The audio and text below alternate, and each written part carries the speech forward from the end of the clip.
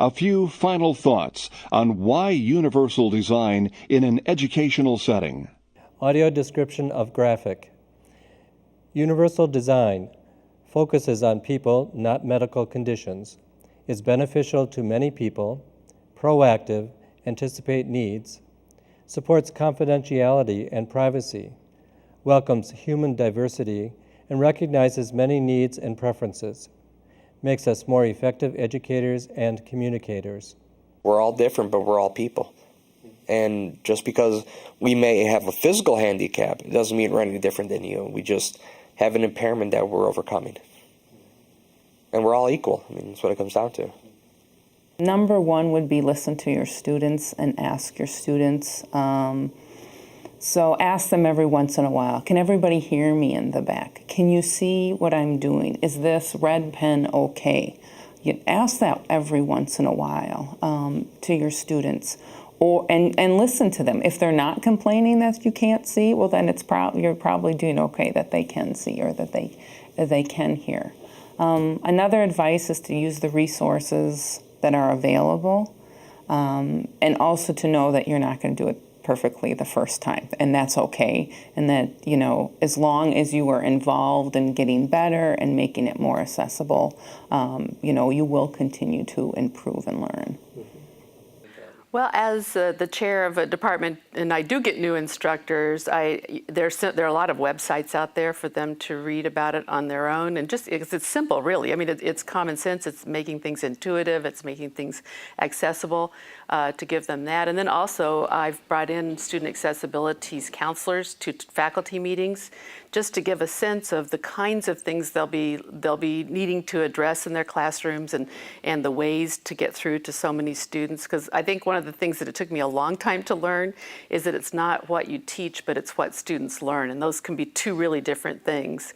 And you need to figure out how to find out what they've learned, not find out what your lecture looks like to you when you know the answers to it or the projects. I use clickers, a student response system, which allows a student to provide a response with a remote device, and I can show a summary bar graph or histogram, whatever format, to get a sense of the class, and that helps create discussion. Keeps them active, minimally.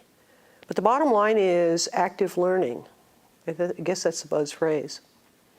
So if you think of the student learning experience in all these multiple ways in which we perceive and interact and what have you around course concepts, then really it's a much more open environment over the traditional, I'm here to lecture, you're here to soak it up, take a few exams and quizzes, maybe go to a discussion section, and that's the class. I've been doing this an awfully long time, so when there's any kind of, especially technology has made it so much easier, when there's any sort of technology that helps, I think as teachers we're trying to reach everybody. Some students are visual learners, some need to hear things, some need to write things, some need to review, some, so I just find that by doing that almost every time I have a lecture, I email a handout.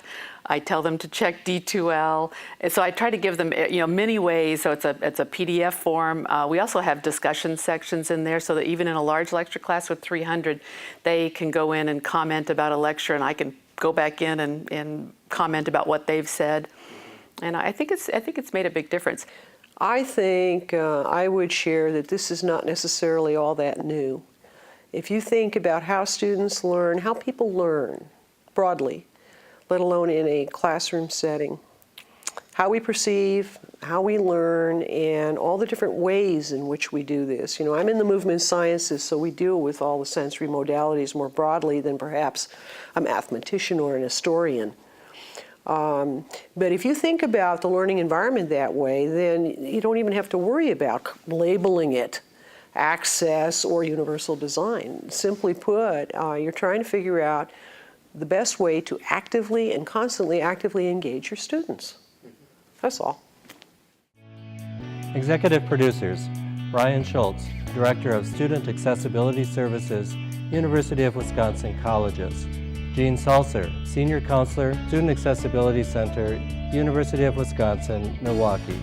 Videography, Scott Maliff, Production Coordinator, WSCS, Sheboygan. Thomas Dembski, film student, University of Wisconsin, Milwaukee. Narrator, John Bartel, Student Services Coordinator, Alumni Relations, University of Wisconsin, Milwaukee. Audio description, Brian Schultz, Director of Student Accessibility Services, University of Wisconsin Colleges.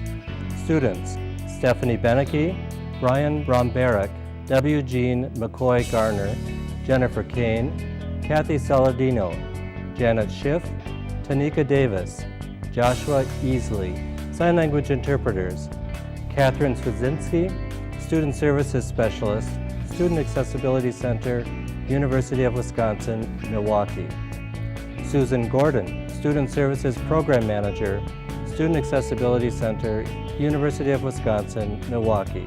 Faculty, Erica Sander, Associate Professor Emeritus, Human Movement Science, University of Wisconsin, Milwaukee.